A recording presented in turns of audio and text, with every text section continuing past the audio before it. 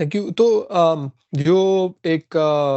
یہاں کی intelligence community ہے یونائٹڈ اسٹیٹس کی 18 ایجنسیوں کا ایک مجموعہ، ان کی اسسمنٹس جنگ سے پہلے بھی صدر ٹرمپ نے اگنور کی اور بعد میں بھی ان کی یہی تھی جنگ شروع ہونے کے بعد کہ نو پوٹینشیل چانس کہ وہاں رجیم کولیپس ہوگا یا لوگ کم از کم سڑکوں پر آئیں گے. آپ کیا دیکھتے ہیں کہ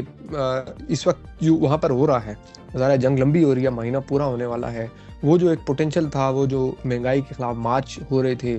یہ نیئر فیوچر میں ایکسپیکٹڈ ہے کہ یہ لوگ واپس سڑکوں پر آئیں گے اور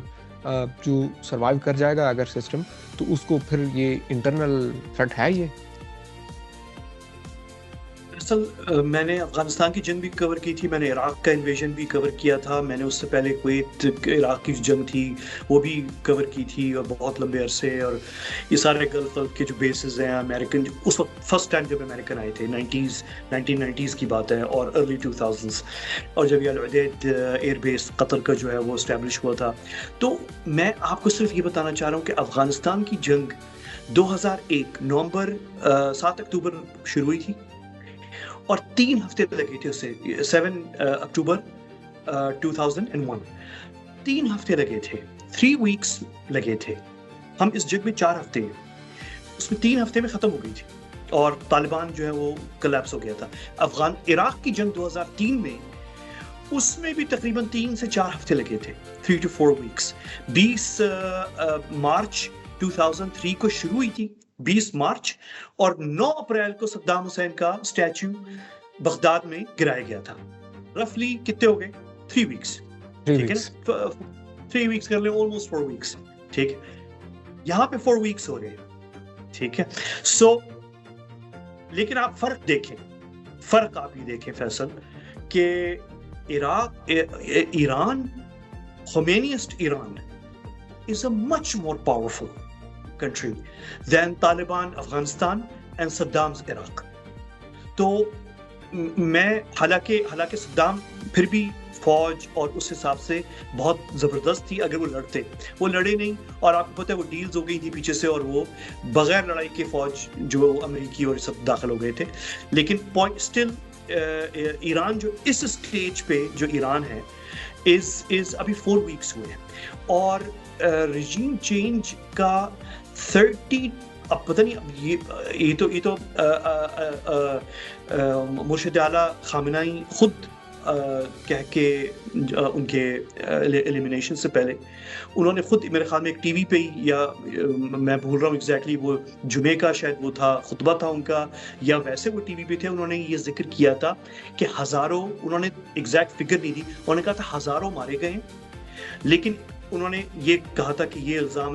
اس کی ذمہ داری امریکہ اور اسرائیل پہ جاتی ہے، کیونکہ انہوں نے بقول ان کے کہ ان ایرانیوں کو سڑکوں پہ لانے میں اسرائیل اور امریکہ کا ہاتھ تھا، تو ذمہ داری ان کی ہے. لیکن اور انہوں نے افسوس کا اظہار کیا کہ اتنے ہزاروں مارے گئے ہیں، انہوں نے ہزاروں کا ذکر کیا. اب یہ جو ایرانی ایگزائلڈ ایرانی، اور یہ ان کا، وہ کہتے ہیں کہ 5,000 سے لے کے 30,000 35,000 تک لوگ مارے گئے. پوائنٹ میرا صرف یہ کہنے کا یہ ہے کہ اتنے ہزار جب سڑکوں پہ مارے گئے ہوں تو ڈیفینیٹلی میں کہوں گا کہ IRGC اور بسیج کامیاب رہے. انہوں نے وہ جو خوف خدا ڈالنا ہوتا ہے وہ خوف خدا ڈالا ہوا ہے، اور مشکل ہے کہ کوئی سڑکوں پہ نکلے گا. میرے خیال میں امریکیوں کو شاید اس چیز کا اندازہ ہونا چاہیے. اسرائیلی اسیسمنٹس تھوڑے سے زیادہ آپٹیمسٹک لگ رہے تھے، کیونکہ وزیر اعظم بنیامین نتنیاہو جو ہے وہ جس طرح سے وہ اس جنگ کے شروع میں 4-3 ہفتے پہلے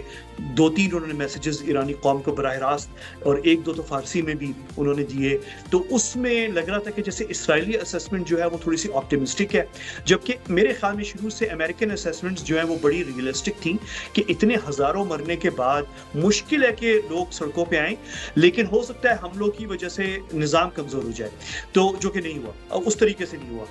اچھا، اب بس کنکلوڈنگ اس آپ کے سوال کے اوپر کہ رجیم چینج جو ہے، اگر یعنی آنیسٹلی اسپیکنگ فرام ہم نے جو دیکھا 1991 کی جنگ، 2001 کی جنگ، 2003 کی جنگ اور شام کی جنگ، اور پھر یہ جو مصر میں اور لیبیا میں ہوا، تو فیصل اس میں ہمیں کوئی وہ شک نہیں ہونا چاہیے کہ اس وقت اگر فوجیں اتر جائیں ایران میں وہ الگ بات ہے کہ کتنی بڑی لڑائی ہوگی اور یہ لوگ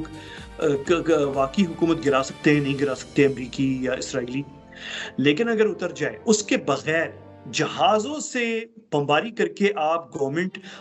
میرے خیال میں کبھی ہسٹری میں، ماڈرن ہسٹری میں تو نہیں ہوئی کہ صرف جہازوں کی بمباری سے آپ نے رجیم چینج کیا ہو، تو ایسے تو نہیں ہوتا. تو اس لیے جو ہے وہ obviously ممکن نہیں ہے. لیکن یہ بات ضرور ہے فیصل کہ ایران میں اس وقت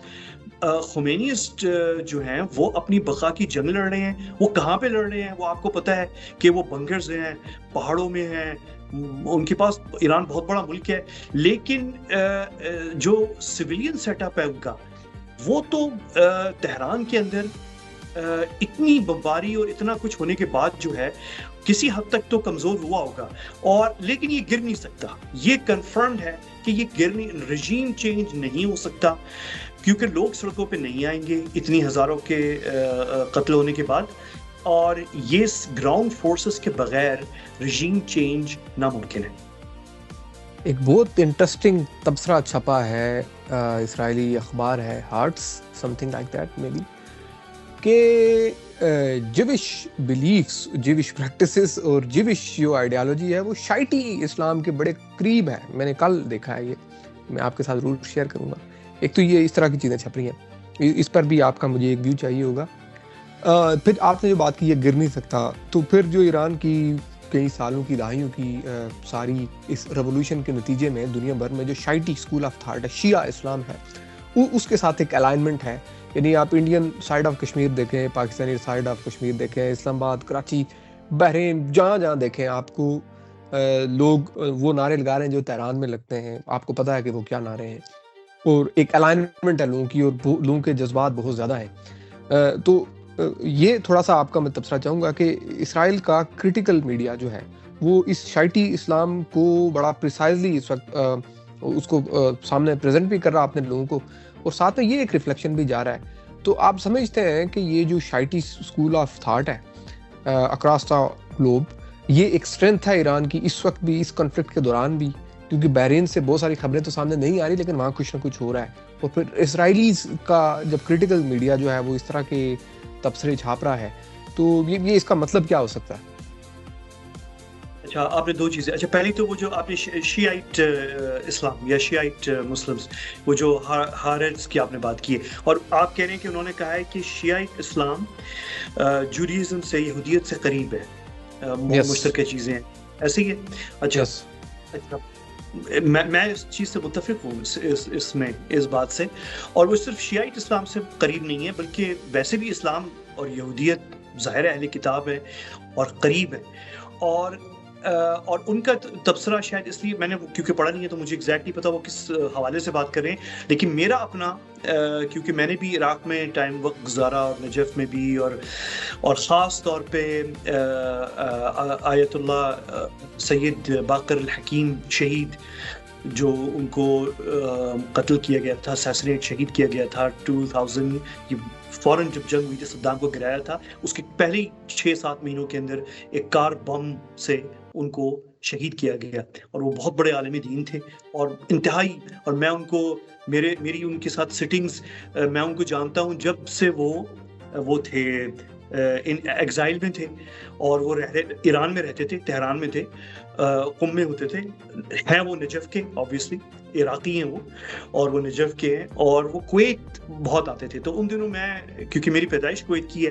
تو اور میں نیا نیا صحافت میں آیا تھا، تو مجھے ان کے ساتھ ملنے کا موقع ملا، اور ان سے ایک انس ہو گیا، ایک انسیت ہو گئی، اور وہ بھی مجھے بڑا پسند کرتے تھے. تو وہ جب بھی کویت آتے تھے، کویت کے رولرز اور شیخوں سے ملنے، اور آپ کو پتہ ہے کویت کی کیونکہ لڑائی تھی عراق کے ساتھ، صدام حسین کے ساتھ، تو یہ کیونکہ اینٹی صدام تھے تو ان کو وہ بہت ویلکم کرتے تھے کویت میں. تو آیت اللہ باقر الحکیم جو ہے، تو وہ جب بھی کویت آتے تھے میں ان کے ساتھ بیٹھتا، تو مجھے بہت موقع ملا ان کے ساتھ اپنے کام کے حوالے سے ویسے بھی بیٹھ کے گفتگو کرنے کا، اور ان سے سیکھنے کا، اور ان کی باتیں اور سوالات اور ان کی جو علم ہے اور سب کچھ ہے. تو اس میں کوئی شک نہیں ہے کہ نجف کی تاریخ ہے علماء کی، کہ نجف کے علماء جو ہیں وہ بہت ایک اوپن مائنڈ اور سارے جو ہے اسکول آف تھاٹس مکاتب فکر سے سیکھنا، اور ہماری جو اہل کتاب جو دوسرے ہیں انجیل اور یہ تورات، ان سے بھی سیکھنا. تو یہ ایک ہسٹری ہے نجف کے اندر، اور جو فقہ جعفری کے علماء ہیں. تو یہ خاص طور پہ نجف، یہ اس سے قربت ہونا، تو ایک تو یہ چیز بالکل ممکن ہے. دوسری چیز یہ ہے کہ ایران کے حوالے سے فیصل، آپ کو پتہ ہے کہ ایران کی تاریخ اور یہودیوں کی تاریخ بہت ملتی ہے. اس کی ریزن یہ ہے کہ جب آج سے 3000 سال پہلے جب حضرت داؤد اور سلیمان علیہ السلام جب وہ ہیکل توڑا تھا، تو یہ ان کو ایک بادشاہ ایران کے لے کر آئے تھے سلیوز بنا کے یہودیوں کو، اور یہ کئی سالوں تک ایران میں رہے ہیں. تو ایران کے ساتھ یہودیوں کا بہت لگاؤ ہے، ایران کے ساتھ جو ہے، اور تہذیب کے ساتھ. اور جب میں اسرائیل گیا 1-2 دفعہ، تو میں بڑا حیران ہوا وہاں پہ اسرائیل کے اندر کہ میں تو لگ رہا تھا میں کہیں شیراز اصفہان آ کے ہوں، کچھ ایسی جگہوں پہ کہ وہاں پہ یعنی ایرانی کھانا، ایرانی میوزک اور ایرانی فوڈ اتنا کامن ہے کہ آپ کی سوچ ہے کہ آپ مختلف شہروں میں جائیں تو آپ کو ایرانی کھانا ملے گا اور ایرانی میوزک، یہ 2 چیزیں آپ کو تو ضرور ملیں گی. اور اس کی ریزن یہ بھی ہے کہ جو ایرانی یہودی وہ یہودی جو ایران میں رہ گئے تھے، پھر وہ اسرائیل میں ہیں، تو وہ بھی موجود ہے. تو یہ بھی ایک ریزن ہے. تو وہ کنیکشن ضرور ہے. اور آخری بات یہ ہے کہ اسلام کا ویسے بھی دیکھیں نا، ہمارا قرآن مجید جو ہے، اس کی کتنی اس میں آیتیں ہیں جو بنی اسرائیل کے بارے میں ہیں. اور بنی اسرائیل میں جو انبیاء آئے ہیں، حضرت عزیر، حضرت دانیال اور موسیٰ، عیسیٰ، اور بھی نام ہیں، سلیمان، داؤد، اور تو یعنی ہمارا ایک بہت مشترکہ چیز ہے. اور پھر یہ بھی نہ بھولیں فیصل آخر میں کہ ہمارا مکہ جو ہے وہ بعد میں ہمارا قبلہ بنا. قبلہ اول جو تھا وہ ہمارا اور یہودیوں کا ایک ہی تھا. پہلے اسلام کے پہلے 1 سال تقریباً، جب رسول صلی اللہ علیہ وسلم نے بعد میں پھر جب اللہ سے کہا کہ ہمارا بھی، مسلمانوں کا بھی ایک قبلہ الگ ہو، جیسے یہودیوں کا ہے، جیسے عیسائیوں کا ہے، تو پھر اللہ نے حکم دیا کہ مکہ ہو. تو ہمارا اور یہودیوں کا قبلہ ایک ہی تھا. وہ کیا اس وقت مسجد الاقصی تو نہیں تھی وہاں پہ یروشلم میں؟ کیا تھا وہ قبلہ وہی تھا جو ہیکل سلیمانی یا داؤد علیہ السلام کا جو ہیکل تھا. تو ہمارا اور یہودیوں کا قبلہ بھی کچھ چند مہینوں کے لیے یا 1 سال کے لیے ایک رہا ہے. تو وہ قربتیں تو ضرور ہے، اس میں کوئی شک نہیں.